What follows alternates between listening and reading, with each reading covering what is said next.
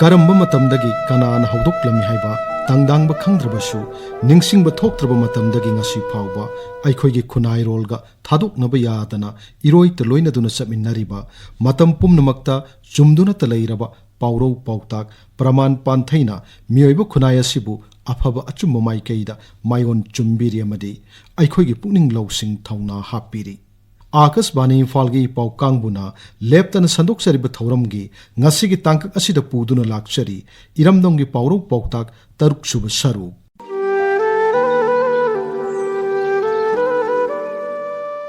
अहानबदा लाइरमबुदी तिलमना कल्ली हाइरिबा पाउरौ पाउताक असigi नुंगी ओइबा समलप्पा वारोलदी ताइबंग मियोइबा एखोइना निंगजरिबा लाइदी निजबा हाइजबा याय मियोइबा हाइबा जीबा असिदी मथम ओइनबु कनख्रबा तौररोइ खन्नबु लेपख्रबा फना हाइजा नोंजदुना होटनरबसु याबीदे मबुक फत्तबा मीना मीगी मांगनबा सिनबा कलक्पा मिहौबना मांगोइनदुना अवाबा तारबा मियोइ अमना फना कन्ना हाइजरबा फावबा ताबीदबा याउदबा नत्ते अदुमकपु अखोइना निंगजरिबा लाइदी हाइजबा नोंजबदा ताबी तेंबांगबी। पाउरौ पाउताक असिना मियोइबा अखोइदा पिबिरिबा पाउजेलदी लाइदगी मियोइबा हाइबा जीबा असिना हेन्ना महु चाउई मरम अदुना मी अमना मी अमदगी यारिबा मखै चक्सिनबा फै खुनाय असिदा लेमिन्नरिबा मियोइबा पुमनमक चप मानव पुक्सेल चेंदे हाइबसु फोंगदोक्ली। मथंगदा नाचन मथीना पाउहोमी हाइरिबा पाउरौ पाउताक असिगी नुंगी ओइबा समलप्पा वारोलदी नाचल हाइरिबा तिल मखल असि मसक पाक उगंदे मखोइना अनंबा मतमदा काचिन कोयादा लोतुना थुपतुना लेगनली मखोइगी मथीना लेरंबा मफम मफम अदुवाइदा नाचल लेरे हाइबा इराइ लाइना खंगबा ngамmi। मियोइ अमना लोन थुपना थबक अमा तौरुबा अदुगा तौरुरिबा अरोनबा थबकतु मी खंखिदनबा लोटनबा होटनबदा माना तौथोरकपा उथोकचरकपा मवोंग मतौदुना इराइ लाइना फोंदोकचबा मतांग नत्रगना कना खंगंदना तौखिबा थबक अमबु मी अमना खंख्रबा मतांगदा हाइदोकनु हाइना मथंग मथंग संदोखिबा मतमदुदा नाचल मथीना पाउहोमी हाइबा वाफमसि हाइनै। पाउरौ पाउताक असिना पिबिरमलिबा पाउजेलदी यारिबा मखै फत्तबा मखलगी अरोन अथुप तौबा फत्ते अदुमक खंगलई फोंगलई हाइबा फोंगदोक्ली। मथंगदा माना मानबा चक्तामिनै हाइरिबा पाउरौ पाउताक असिगी समलप्पा वारोलदी ताइबंगपाल असिदा मानबा फुरुपसिंग पुलप पुलप खुंदामिनै अमदी चारौ मौरौनै असिदा सुनत्तना मानबा उचेक मखल संगु संगु पाइमिन्नबा मचिनजाक चामिन्नबा मयामना इखंग खंगनरबा उनरबा चटनबिनी। हौजिकी मतमगी लोनचत्ता पुसिल्लगना चाकचा युथक मानबा मसेल चामिन थकमिन्नबा वाखलोन अमदी सिनफम मानबा कांगबु तिनजबा असिसु पनबा याय। समना हाइरबदा मानबा मसेल पुंजबा मतांगदा माना मानबा मसेल चक्तामिनै हाइबा वाफम असि अदुमक हाइनै। पाउरौ पाउताक असिना मियोइबा अखोइदा पिबिरिबा पाउजेलदी सिनफमबु ओइरो चिंजाकबु ओइरो साजतबु ओइरो अफबसु अफब मसेल फत्तबसु फत्तब मसेल हाइनरुबा ताकनरुबा तौदना मसा मसाना दुमक पुंजखी हाइबा फोंगदोक्ली। मथंगदा पुंगलोनगी मतुंग इन्ना जगोय साबा हाइरिबा पाउरौ पाउताक असिगी समलप्पा वारोलदी जगोय सारिबी नुपी अदुना ययरकलिबा पुंगलोनदुगी तांथादा मफम मतम चाना साथे खोंथांग कायदना खुथेक तमलबदी फजै अयेंबा मीबुसु सुमहतली पेलहल्ली अमरोमदा पुंगलोनदुगी ओना तैनबदा साथे कायना तान चादना सानिंगी हाइदुना पंगसादा साजिनबा जगोयदुदी मीना येंगनिंगलोय। करिगुम्बा थबक अमा तौगदबा मतमदा तहौदबदगी नत्रगा ngayhak ngayhakki aningba pambana mafam matam yengdana thoklaba ama hekta tausinbadagi kanaba phanglaktraba matangda ithak thongba singna punglongi matung inna jagoi sau haibu wafamsi hainei। पाउरौ पाउताक असिना मियोइबदा पिबिरिबा पाउजेलदी थबक अमा तौबदा मफम मतम चाना परिंग पथाप कायदना पांथोक्लबदी अफब ओइ तौनिंगी हाइदुना तंजा मेंजा येंगदना पंगतौदा तौसिनबा फत्ते मसु तादे हाइबा फोंगदोक्ली। मथंगदा नोंथक्ता तिन सिटकटलगा माइदा ताई हाइरिबा पाउरौ पाउताक असिगी नुंगी ओइबा समलप्पा वारोलदी नोंथक्ता ओनखतुना तिल सिटकटपा तारबदी माइसी अतियादा नोनखटपा ताबनी मथक्ता ओनखतुना सिटकटखिबा तिलदुना तारकपदा माइदा तासिनबा हाइबसिमदी सोइद्रबा वाफमनी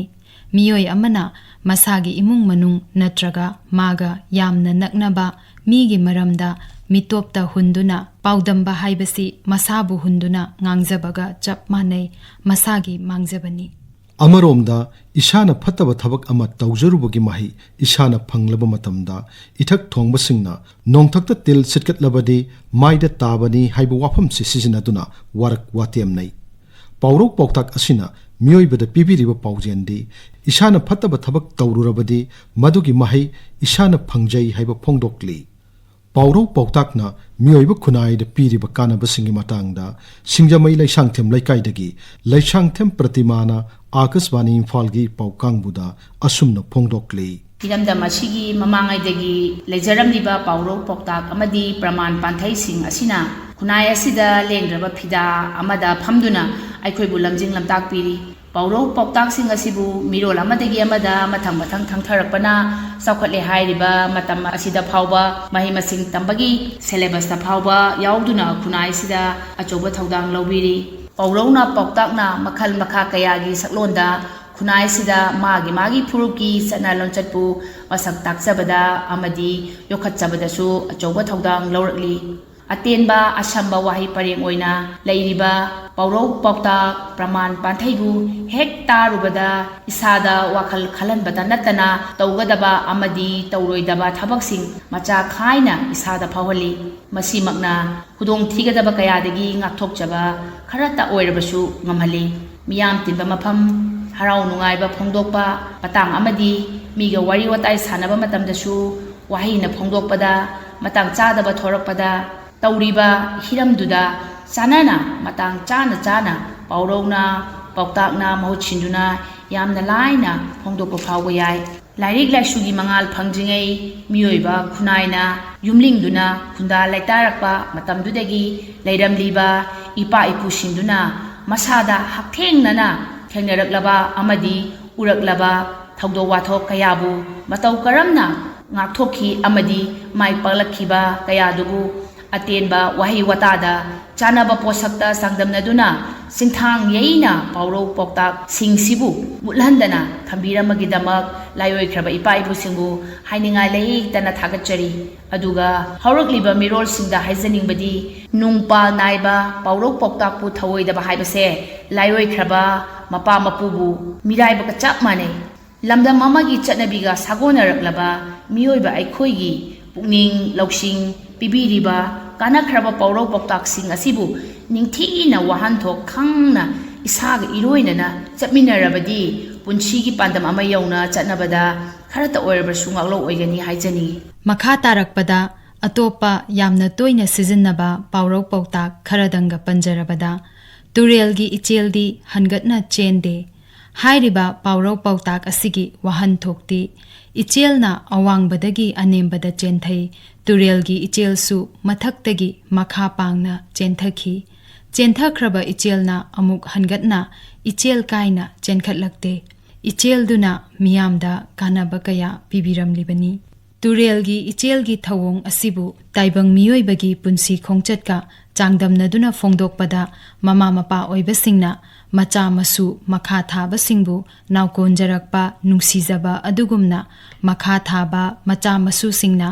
हनगतना ममा मपाबु मदुगा चप मानना नुंसीबा ngamde हाइबदु ताकली अहल ओइरबा ममा मपाबु मचा मसु सिंगना थवोइरक्तरबा मतंगदा तुरेलगी इचेलना हनगतना चेंदे हाइबा वाफमसी तोइना अदुमक हाइनै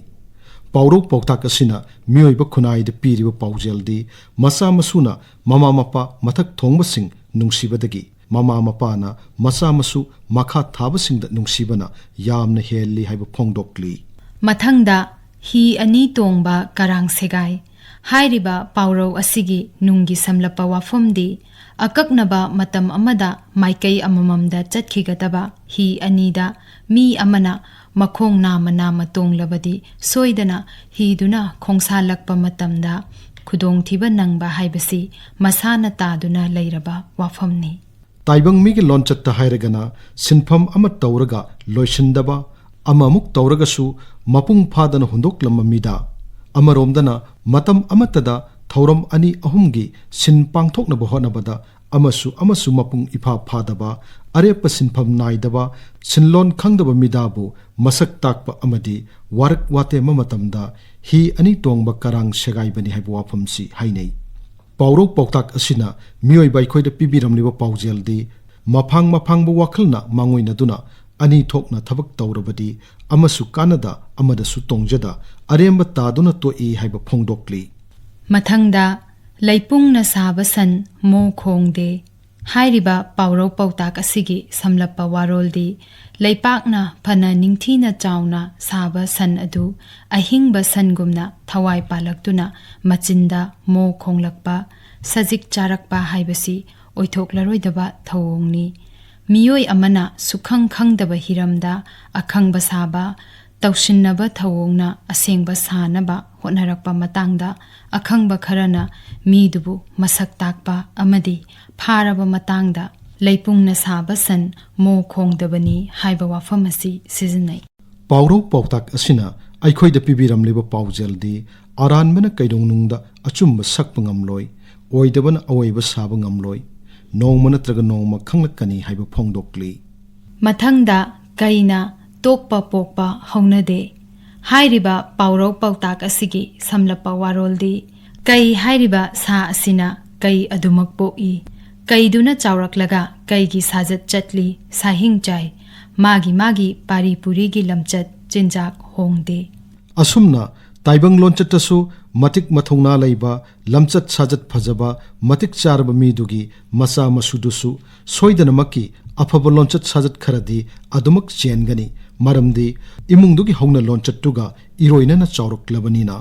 adugi sumatakta matik charaba afaba mama mapa singduna ningthina nauyok naukonduna sembirakpanina afaba mi ama oirakpa soidrabani pauro pautak asina miyoibada pibiramliba paujeldi magi mapa mapu singi khongulda masa masu singna tung induna satli haiba phongdokli mathangda sijinnaba kon langi hairiba pauro pautak asigi samlappa waroldi numit khudingi sijinnaba kondi nungtigi fengdok chamthoklabanina machu langi marek mahau thangde amaromda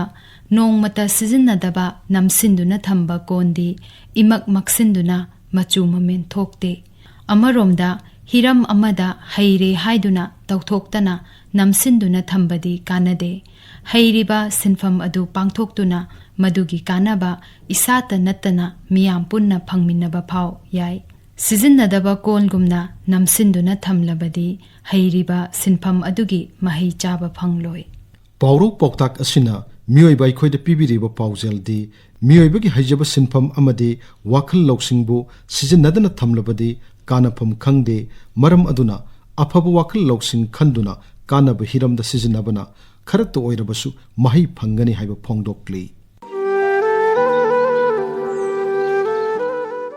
iramdamgi leijaramliba pauro pautak singasigi nungi warol singasi khunai chatnarol ga mari yamna leinei kanaraba pauro pautak singasibu miyoiba aikhoina mafam chana sijinnarabadi punsi khongchat asida kanaba mingchat phangba oigani haibasi jumlaba wafamni matang asida akasbani Imphal-gi pau kangbuna puthok saba thoram iramdamgi pauro pautak taruk suba saruk loijare thoram asigi aiba thoksom jogendrajit news editor thoram lanthok sakibasing Ngangom Kiran amasung Okram Umadini